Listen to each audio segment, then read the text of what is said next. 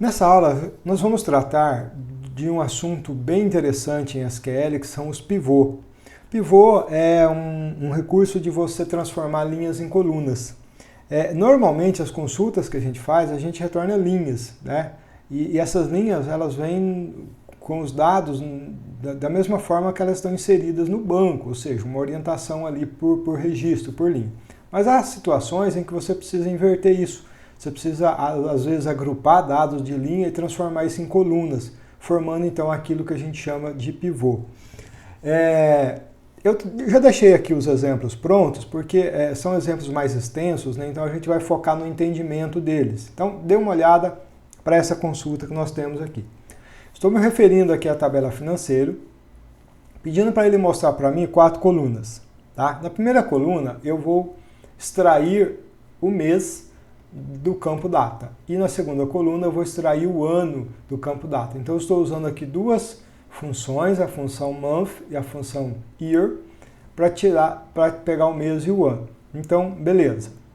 Depois, na sequência, eu uso o sum. O sum a gente já conhece, a gente sabe que é para ele fazer soma, né? Então, mas aqui ele vai fazer uma soma condicional. Esse é o grande detalhe. Uma soma condicional, ela é feita com o case when. Então, case when debit-credit, né? Caso a coluna debit-credit seja igual a crédito, então some o valor. Caso a coluna debit-credit seja igual a débito, então soma o valor. Caso contrário, um else, então ele não considera nada. Então ele vai gerar aqui a coluna receita e a coluna despesa baseado. Aqui ele vai fazer a leitura linha a linha, tá? Então uma linha vai ser crédito, a outra vai ser débito. Quando ela for crédito, ele pega o valor e soma em receita. Quando ela for débito, ela pega o valor e soma em receita. Quando não for, ele simplesmente considera zero. Então, esse case when aqui é muito similar ao comando if, que você vê nas linguagens de programação, né? Ou mesmo o Swift, por exemplo, em alguns casos. E aí ele vai agrupar isso por ano e por mês, né? Então, a gente viu isso lá quando você usa o group by, né? Você deve, então, agrupar pelos campos que não fazem parte aqui das funções de grupo. Como o sum está na terceira e quarta coluna, eu vou agrupar pelas duas primeiras colunas. E depois vou ordenar aqui por ano e por mês. Vamos dar uma olhada para ver como fica isso na prática. Aqui está. Olha lá. Então eu tenho aqui o mês 8, ano de 2024. Esses dados são fictícios, obviamente, né? Eu teria então uma receita, uma despesa. No mês 9 eu teria essa de receita e essa de despesa. Então perceba o seguinte, que eu não tenho o campo receita e despesa lá no banco, eu tenho o campo valor, né? E eu pego esse valor e faço esses agrupamentos, então, considerando essa questão condicional aqui, né? Então isso fica muito bacana, dá para eu fazer aí consultas aí bem elaboradas, especialmente na área financeira, onde esse tipo de recurso é muito comum, né? E aí tem um outro exemplo aqui que eu deixei também, que ele é um pouquinho maior, mas a ideia é a mesma. Ó, aqui eu estou pegando o nome da tabela modalidades, o débito e crédito, estou fazendo o sum do mesmo jeito, só que aqui eu inverti, né? Ao invés de fazer no débito e crédito, eu estou fazendo a soma considerando um case when no mês. Então eu peço para ele extrair o mês da data e pergunto se esse mês é igual a 1. Se for, ele pega o valor e soma em janeiro.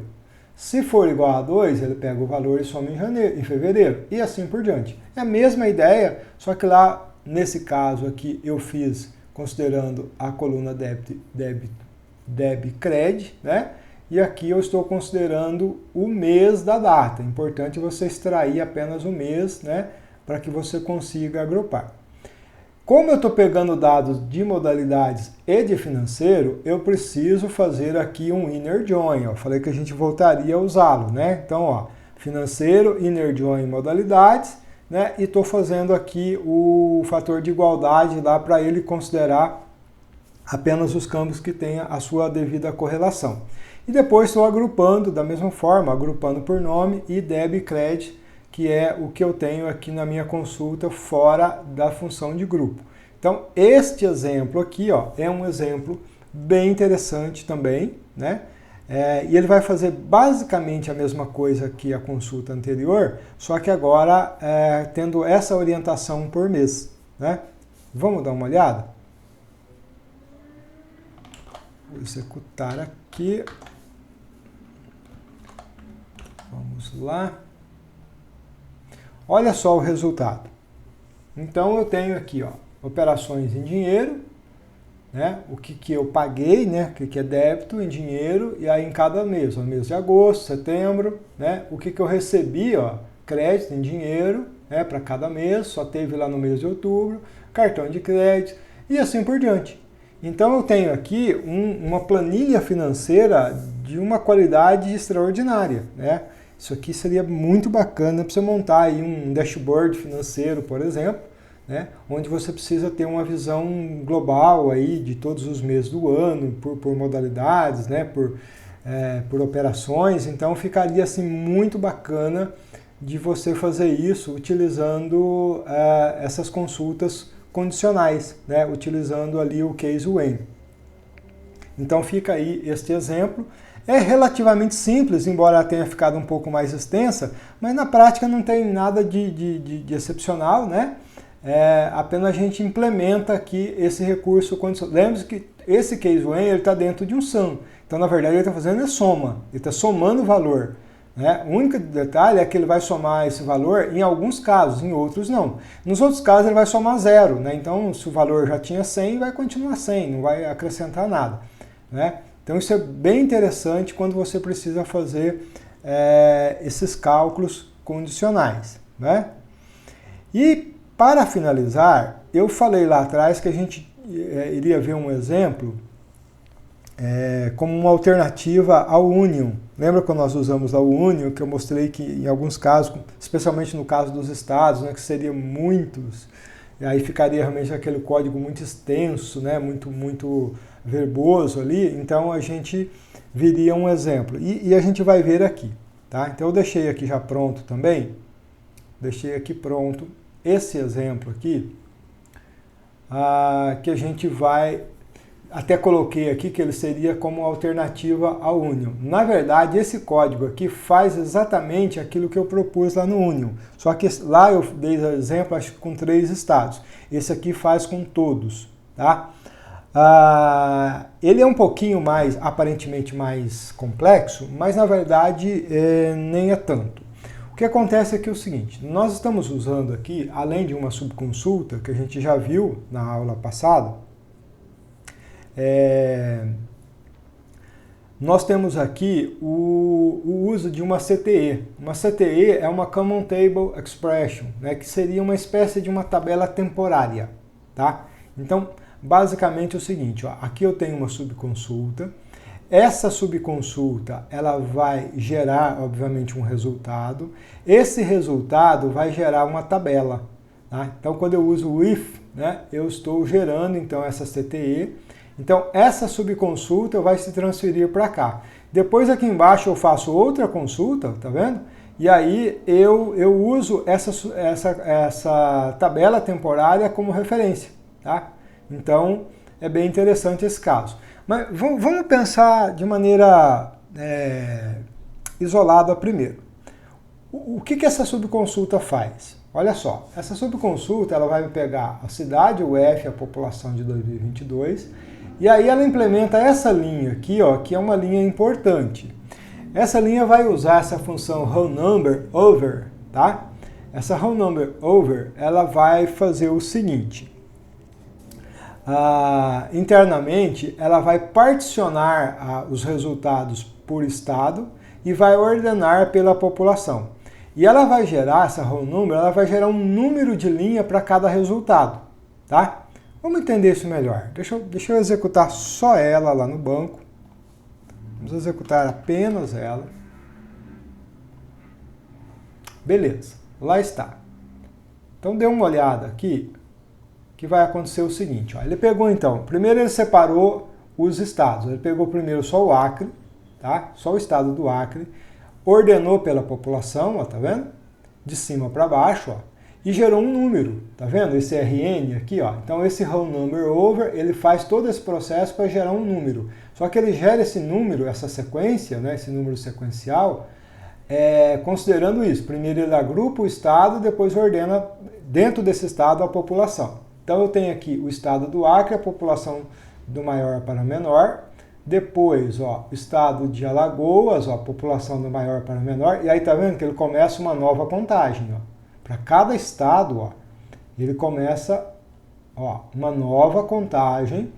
Né? Então, isso é o que vai acontecer quando eu executar essa coluna, essa subconsulta interna. Essa subconsulta, esse resultado aqui, então, vai gerar uma tabela temporária que vai se chamar ranking de cidades.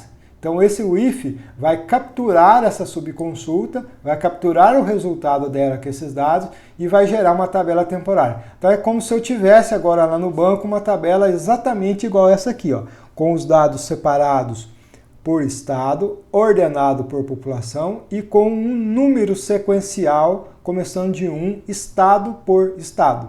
Aí você já deve ter sacado o que nós vamos fazer na sequência, né? Então aqui na sequência, olha só, eu faço aqui um select em cidade, em UF, em população 2022, ou seja, eu pego essas 3 primeiras colunas da tabela ranking de cidades, da minha tabela temporária, e aí eu uso um where, onde o RN, ó, onde o RN for menor ou igual a 5. 1, 2, 3, 4, 5. Peguei as 5 primeiras cidades de cada estado. Pronto. Ordeno por UF e ordeno por RN. Perfeito.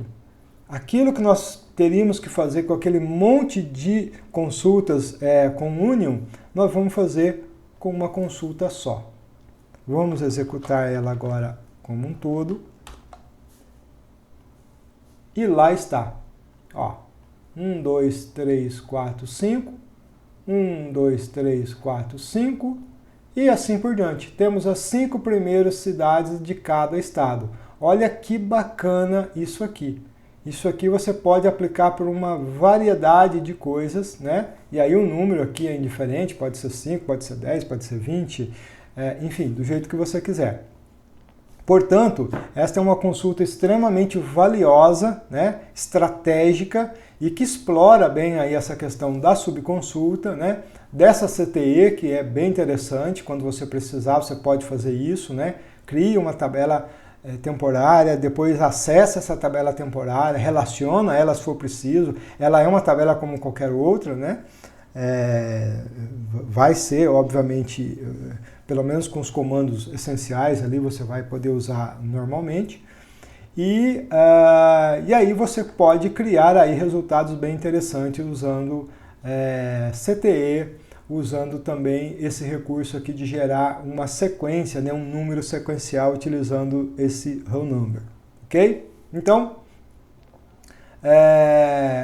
unindo aqui, né, o pivô, né, unindo aqui o pivô com esses recursos avançados aqui de subconsulta, a gente tem aí uma possibilidade de ampliar um pouco mais as nossas consultas, torná-las mais sofisticadas, né? E com isso aí observar o grande poder que existe essa linguagem SQL.